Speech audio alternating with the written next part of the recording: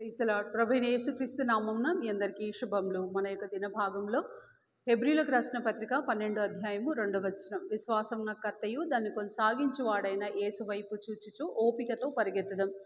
మత్తయి సువార్త 14వ అధ్యాయం 28వ వచనంలో యేసు ప్రభు తట్టు మన యొక్క దృష్టి ఎందుకు మళ్లించాలో వివరిస్తాయి. యేసు ప్రభు తన శిష్యుల దగ్గరికి వచ్చుటకు ఆ నీళ్ల మీద నడిచి వచ్చిన వృత్తాంతం మనం బహుగా ఎరుగుదాం.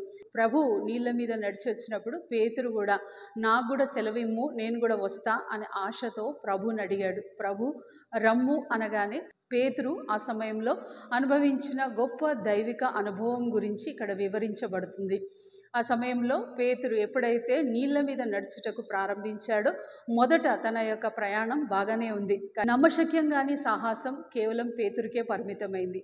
ఒకవేళ అలాంటి సాహస క్రియలు వేరే శిష్యులు కూడా అడిగి ఉంటే దేవుడు సరి అని అనేవాడే, కానీ వాళ్ళు అడగలేదు.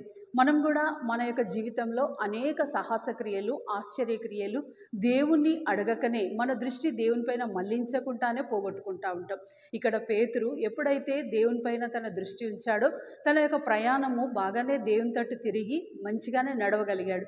కానీ ఎప్పుడైతే అలలు పైకెత్తినాయో, ఆ యొక్క గాలి వీచడం మొదలుపెట్టిందో వాటిని చూసి తన యొక్క ఆనందమంతా భయాందోళనగా మారిపోయింది. తను యేసు వైపు చూడలేకపోయాడు. ఎందుకు సందేహపడితివని ప్రభువే అంటాడు. అలానే మనతో కూడా అనేక మార్లు మన యొక్క ప్రయాణం యేసు వైపు చూస్తూ నడవడం అయితే మొదలు పెడతాం, కానీ చివరి వరకు వెళ్ళలేక మన యొక్క దారిని, మన దృష్టిని మళ్లించిన వారవైతాం. ఈ రోజంతా మన యొక్క ప్రయాణము, మన యొక్క పని ఏదైనప్పటికీ అది ప్రభు తట్టే మళ్ళిద్దాం. ప్రభు పైన దృష్టి ఉంచి సాగుటకు ప్రభు మనకు సహాయపడుగాక. రండి ప్రార్థన చేసుకుందాం. ప్రియమైన తండ్రి, యేసు ప్రభు ఘనమైన నామంలో దేవా, ఈ రోజంతట్లో నీ సహాయాన్ని కోరుకుంటున్నాం. మా దృష్టి నీపైన ఉండునట్లుగా చేయండి.